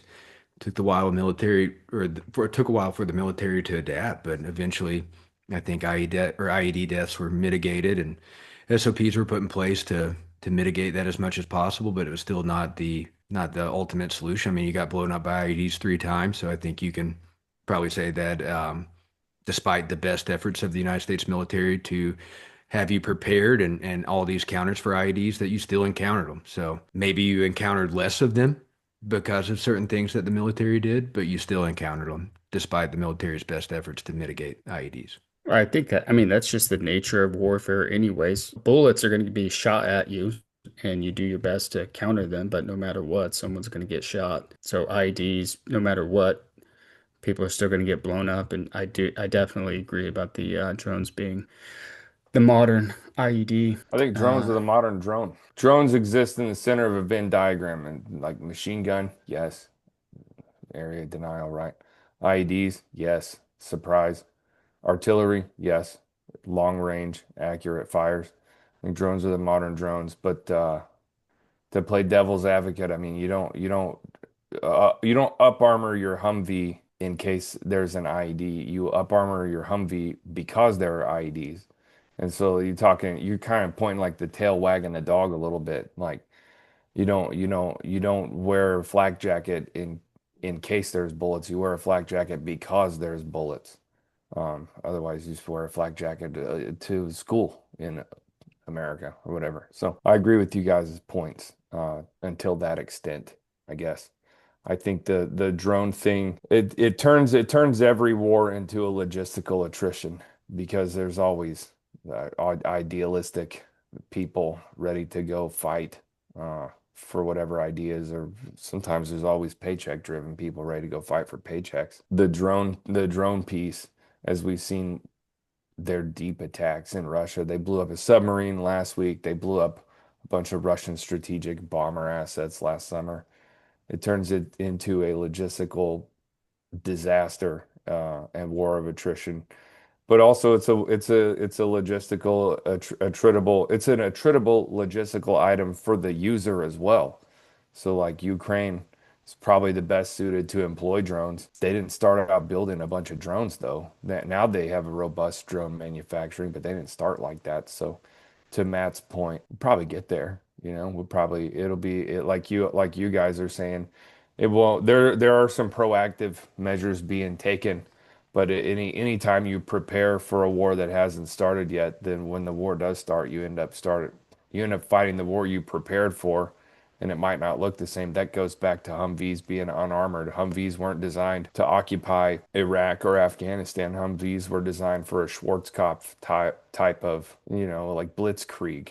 They're supposed to be fast and nimble with the reactive nature of TTP development in the US military anyways. Might come up with something that mitigates the drone threat. Right now it's like low tech end, it's cami netting, The DoD, DOW, whatever, is having a hard time procuring that much cami netting. There was discussion of going and open purchasing cami netting from like surplus stores that use it to line their shelves. You know what I'm saying? To get some Ridiculous. cami netting back because US, like the procurement model for the DoD, DOW doesn't meet the demand for cami netting. It is the lowest tech last line of defense against drones now. And then on the high tech end, you see China's like giant microwave arrays that are for area denial for drone interdiction, and they're take like a 1.21 gigawatts of electricity an hour or whatever, but they fry everything, including these fiber optic devices that comes near them. But we don't, like the US doesn't have anything like that as far as I know. That covers that much of a broad area.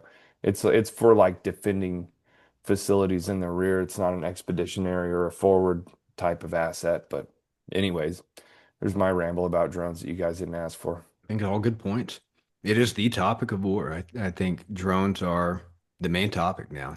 Yeah, you can't have a topic about the future of warfare without mentioning drones. I think what Ukraine has done against Russia with drones will forever be the playbook of how a smaller military deals with a bigger military because drones are such an inexpensive force multiplier that they're here to stay. I wonder if there will be some sort of agreement about not using drones, but I don't see that happening. Uh, they're too cheap to make and get a lot out of them. What do you think is the biggest threat to the American people? I'm going to say AI. I think AI is the biggest threat to the American people. I think we're looking at AI replacing a lot of jobs in the future. It's going to create a lot of unemployment. I think it's going to make the market. Basically, I think it's just going to damage the job market. It's going to replace a lot of American workers.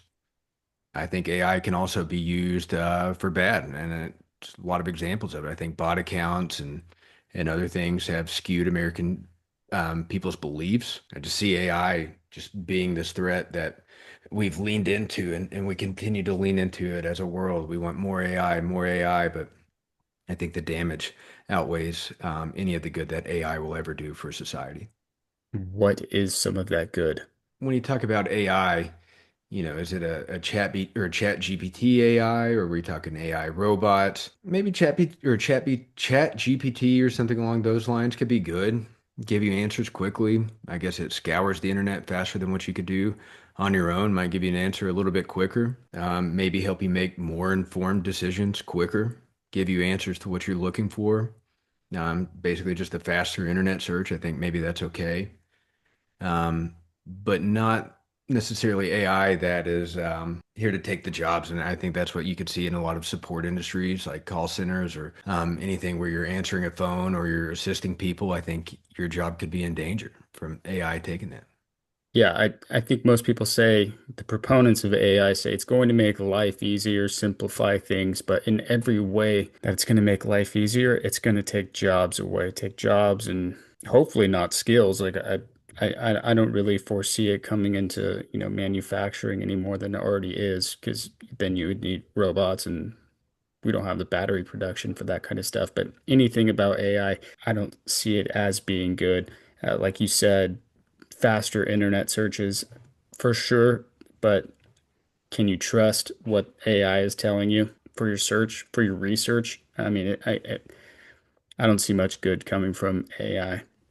Yeah, I don't either. How would you define a just war? I don't think there is such a thing as a just war. Rich folks get to wildin', and then poor folks got to go die for the rich man's ego and wallet. I think that's a lot of the truth of war. I think folks really don't want to kill each other, but I think rich and powerful people become in power and then they can't settle their differences and they have to go send their poor people to kill each other. What about the U.S. Revolutionary War? I think you had a wilding guy. You could argue that the Revolutionary War was just. Look what it got us now. I mean, I think we pay more in taxes now than we ever did. But maybe if the king would have let the folks alone and let people be free and do their own thing, he wouldn't have even had a revolution. But he wanted the American people to pay the taxes for the war against France to fund that, and it just didn't go over well.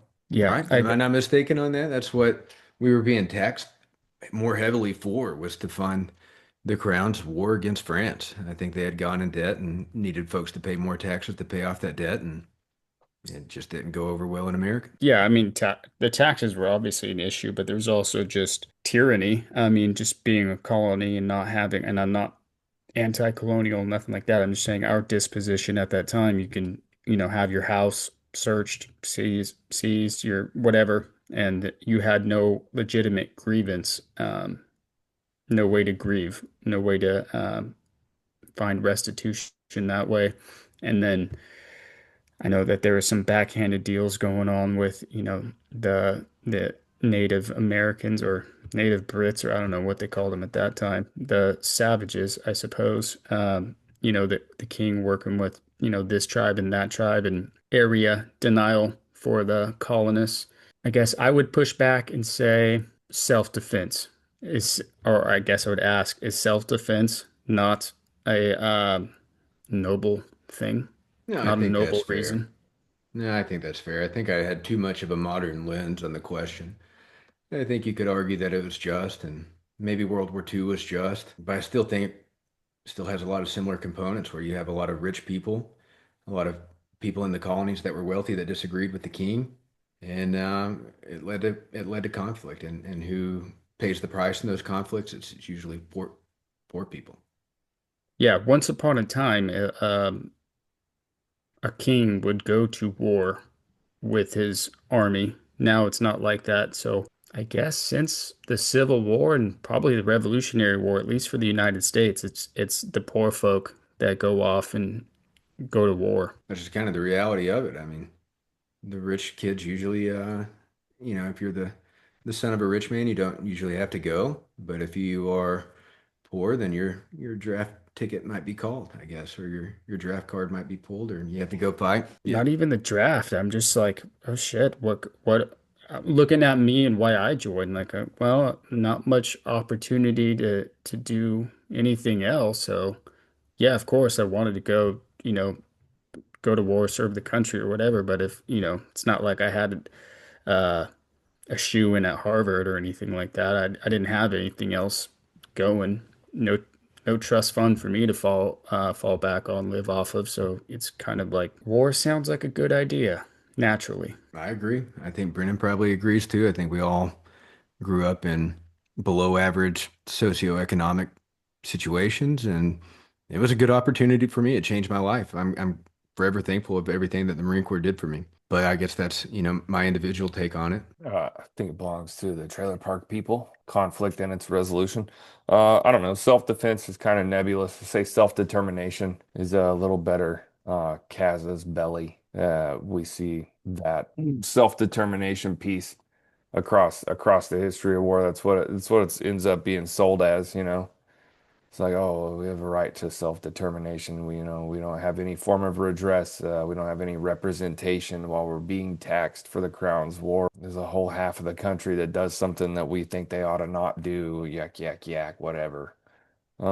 Eastern part of Ukraine should be, I mean, with Ukraine, it's argued from both sides. Like Ukraine is saying, well, Eastern Ukraine should be self-determined, and Russia is saying, well, Eastern Ukraine should be self-determined. So it's kind of come full circle in that one. Be interesting to see what the story is if China invades Taiwan. Is that a self-determination thing? Do you think silicon chips have a sense of self? Big question there. But the motivation behind it is pretty immaterial. When the reality is there's always a lower socioeconomic threshold in any society, and if you got enough of them that are hungry, and you say, "Hey, we'll give you dental care and health care and three trips to the chow hall a day. All you got to do is come and take your chances. You might get vaporized in a daisy chain IED circumstance. You might get your head taken off by a cannonball in the War of 1812 or whatever. There's always going to be some poor fool that'll sign up. My take on it is that it's useful. It's useful for young men to develop perspective. There's a lot of people walking around without any perspective in their decision making matrix, or very underdeveloped perspective in their decision making matrix. But it helps, you know. if you had a bunch of bad days in a row because you were active duty and you were on deployment or because you were in the guard and you got called up or whatever, then you get the part in your decision making matrix where it's like, does this matter? Can I change this? If I can't change this, does it matter? Yes, no. You flow down from there. So it makes it, kind of lubricates the day to day for the rest of your life. It could be worse. I could be elbow deep in giant Mount Shitabachi in a porta shitter in Camp Geiger in Yeah. January or whatever. Yeah, military service is the ultimate red pill. There's no doubt about it. It'll forever change your perspectives on the world and everything you do. I usually say it could be worse. I could be in space without a spacesuit whenever people are like, this is awful. But that's just because they wouldn't get the Mount Shitabachi reference. You just have to live through the Mount You got, Shitabachi. yes, dude, you have people, I have described the MCT porta potty circumstances to like regulars, regular, degular, mom and dad, cousin types. And they're like, there's no way. Like, I've worked on a construction site before, cousin. There ain't no way they come and pump them things. No, dude, it's not about that. They do come and pump them things, but it's not often enough. And like when we had our porta shitters in 29 or in MCT in Camp Pendleton, there was like, there's like six, eight of them, but two of them were marked off with like engineer tape and they were for instructors only, so that the 23 year Yes. old the 23-year-old sergeant with a god complex didn't have to shit like the rest of the, you got PFCs that joined, they're like 29, they had like a dignified life and then something went terribly wrong so they enlist, and the 23-year-old sergeant's like, I'm better than you, this is my porta shitter, you're not allowed to stink it up. I'm like, all right, Sarnt. I don't remember this at all from MCT. I'm assuming you guys are talking about just being out in the field and whatever exercises or maneuvers, but I don't remember them at all. MCT that was the worst I've ever seen them in Yeah, we terms of just porta had shitters. porta shitters. There were no Yeah. regular bathrooms or The showers. You baby wiped off. the case bands that we stayed in during like the machine gun range, I think that maybe I think we hiked to the grenade range, but I don't remember. I know when we did machine guns in MCT, it was just a concrete pad with a metal building over the top of it. It had doors.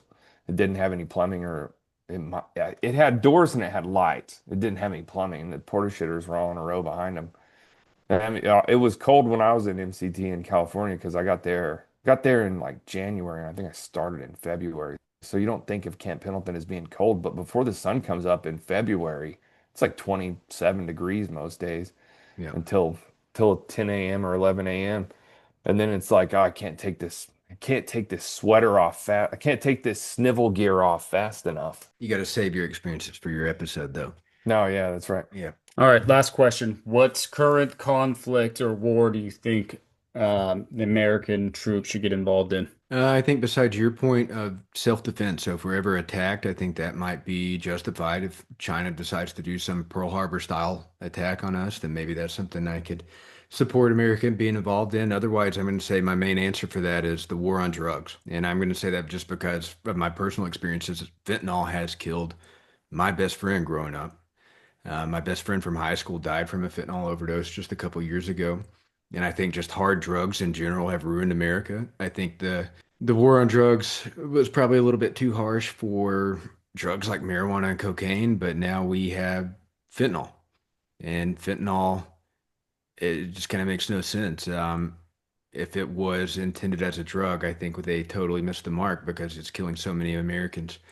And I think it has to be somebody has to put a stop to it. And I don't think any of these countries where it's coming in from the United States from is doing a very good job. I don't think they're policing their own. So I would support the United States military getting involved to put a stop to it because these other nations won't do it on their own. Like stop with hellfires dropping bombs. You talking troops on the ground? I think for this, it's, a good idea to escalate slowly. Do you deploy the entire United States military to Mexico, for example, to end a few cartels when a hellfire or a few hellfires from a drone could do the job? I think you start small, maybe send some pretty strong messages, see where that gets you, and if they want to play ball, then we'll give them a ball game. I agree with that. The only pushback is if we did drone warfare, just dropping bombs and whatnot, it's very easy for the American people to forget that's even going on. And then it's just, like another President Obama drone program where they're just 80% of who they're killing or the wrong targets.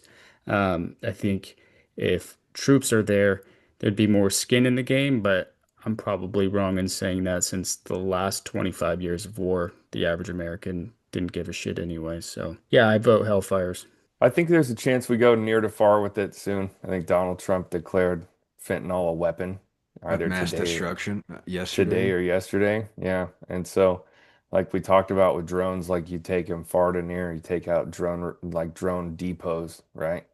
But if we go far to near with fentanyl, looks like the podcast is going to get cut short because we're going to go back to work. We're getting back in the business, boys. It's going to be all hands on deck if we go far to near with fentanyl. Maybe, and I just in my opinion, I think that's one of the just fights or like the a just war that the United States could get into. I think fentanyl has ruined America. And if you probably have known somebody, and I'd say the listeners too have probably known somebody or heard of somebody being affected by fentanyl. And sure, it kills that user, and you could argue, well, they shouldn't be doing drugs anyway. And I think there's a lot of personal responsibility in that, and Americans lack personal responsibility, and they don't have accountability of their own actions.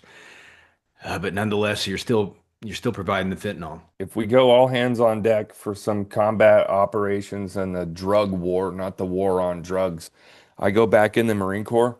I'm getting the most motherfucker haircut. It's be a fucking straight boot brush like that. And the mustache is staying out of regs, boys. Serious question though, for y'all. Have y'all known somebody that has died from fentanyl? I don't think so. I, Drugs before fentanyl was popular? Yes. Like opiates and pills, but fentanyl, I don't think so. all the people I know that got into drugs just were tweakers. They just got fucked up on meth. And like, I mean, some of them probably still, but Yeah, that's fair. I think it could depend on the community. I think where I'm from, pills. I think we've all heard of that. So everybody was already hooked on pills. FBI comes in, takes away all the pills. Everybody gets hooked on heroin. Heroin goes away. What can replace that? And then I think fentanyl just starts getting into the mix. Oklahoma just had, I mean, and like Fresno, I think is the same. Matt, correct me if I'm wrong, but it was just meth, dude. When meth became like the late 90s, like and Western Oklahoma was on par with California for meth production and meth distribution. And it that was the drug that like of the people that I know that have died due to drug behavior, drug trade, whatever, is mostly violence that meth tweakers did to other meth tweakers. And like, this is people I know growing up. Yeah, I mean, a lot of folks I knew, a lot of my best friends ended up on meth.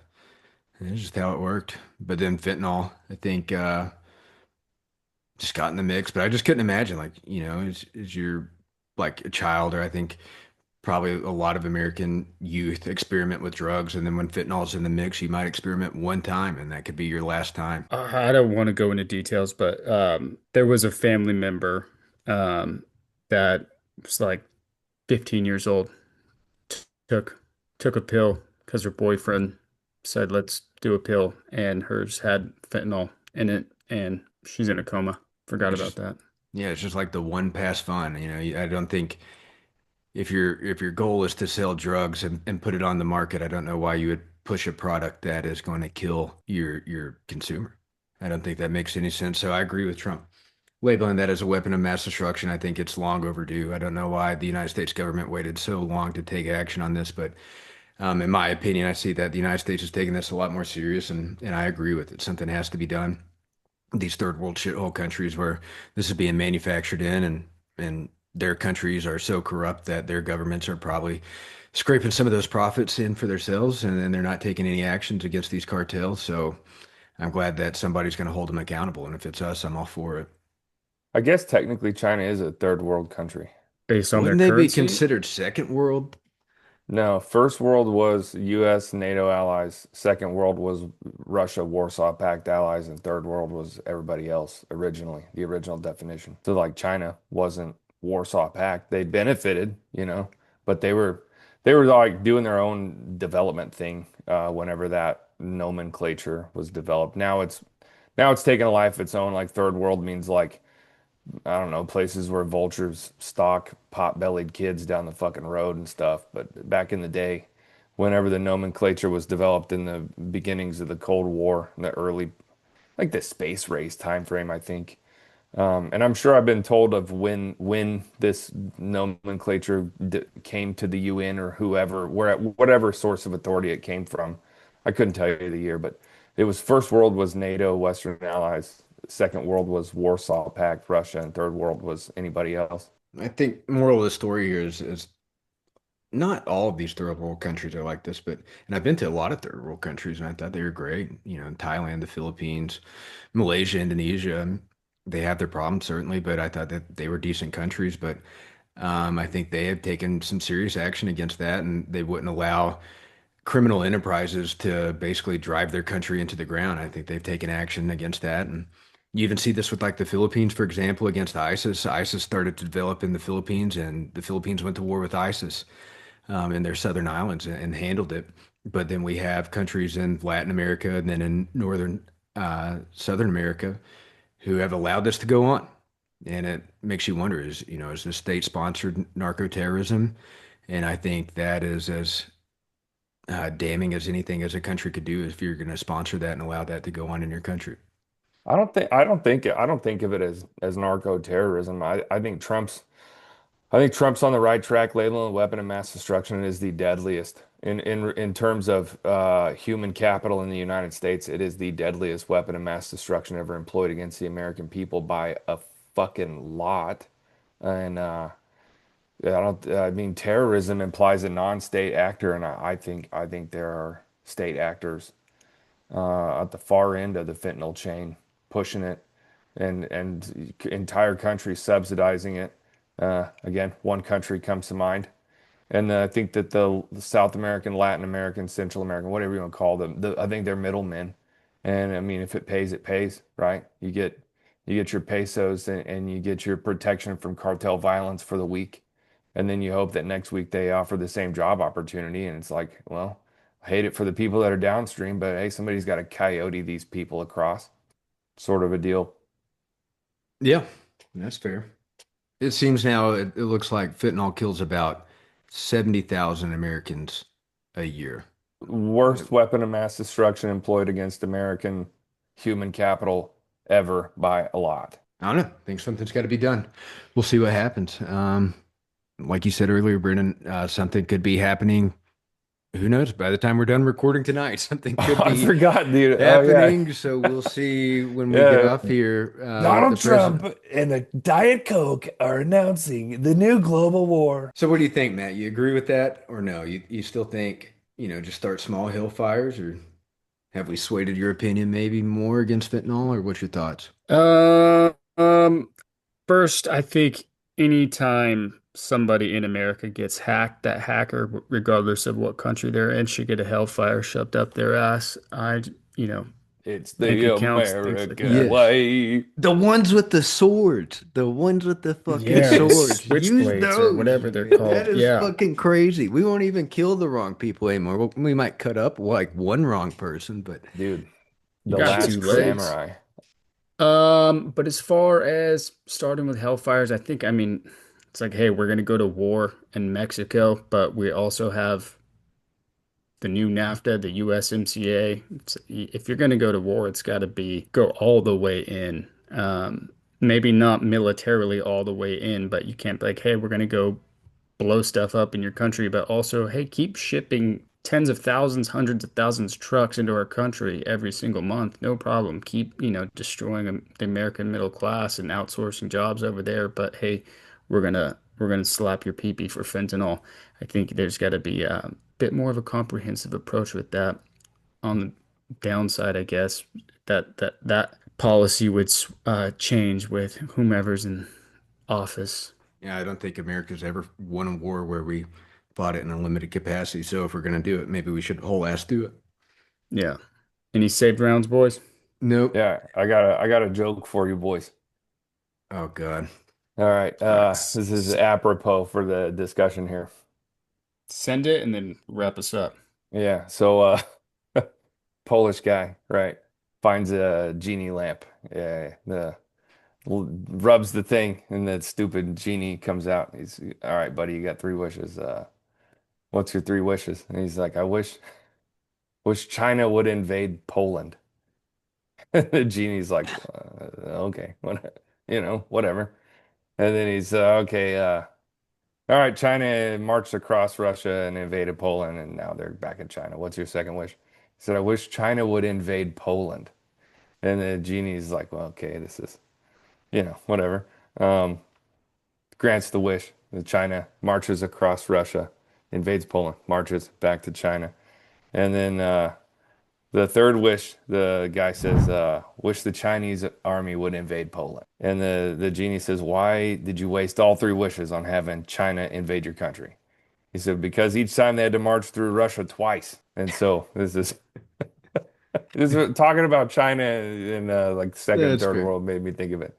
This is because the Polish had such a beef, like a historical beef with Russia. I don't want to explain the fucking punchline. Come on. No, it's fair. Hey, you can't ever forget Russia and China aren't necessarily buddy-buddy. They're forced to be right now, but it's not like they like each other.